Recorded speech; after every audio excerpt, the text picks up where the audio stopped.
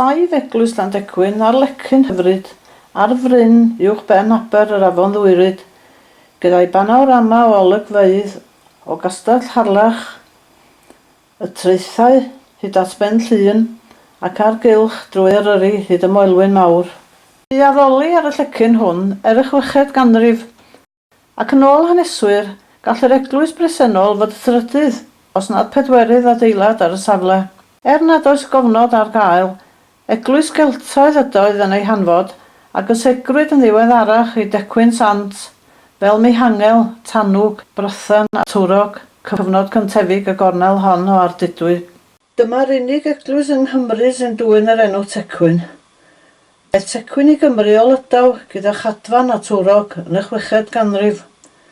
Sefydlodd Twrog eglwys yn Maen Twrog a Cadfan fynychlog ar Ynys Enlli ac eglwys yn Nhywyn a Llangadfan.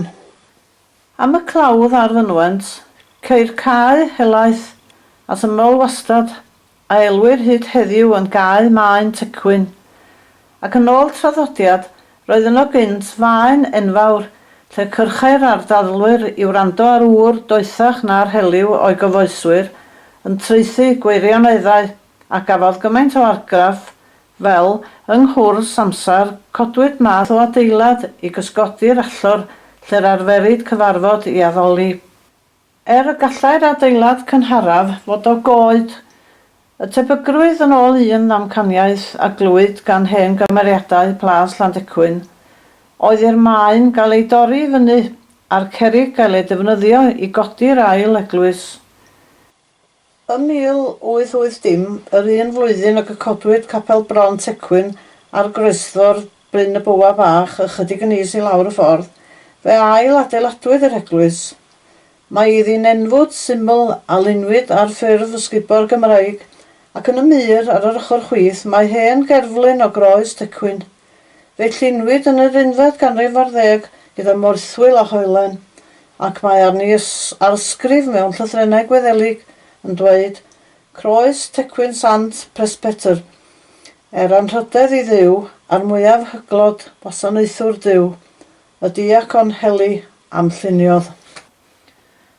Mae porth yr eglwys i bob golwg yn llawer hŷn na'r eglwys bresennol, ond cafodd ei atgyweirio yn ystod y blynyddoedd. Ar bwys yr eglwys, fe saif tyn llan sydd yn llawer hŷn na'r eglwys ei hun. Mae'r dyddiad 1672 ar y talcen gorllewinol, ond credir fod rhannau honno'n dyddion gynharach hyd yn oed. Dros y ffordd iddo ar porth, mae llecyn gwyrddlas lle'r arferau plefolion gasglu fel wrth bob llan gynt i ymrafal hap chwarae fel y maflyd codwm, ymladd ceiliogod a chynnal ffeiriau a gwyliau mapsant ac yn y blaen.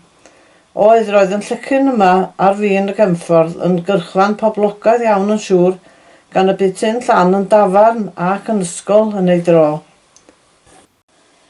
Diddorol yw ceision gyffred y costau o'i hail adeiladu heddiw wrth fwrw golwg dros fyntolen o derbyniadau a'r taliadau ynglyn â'r gwaith 136 o flynyddoedd yn ôl.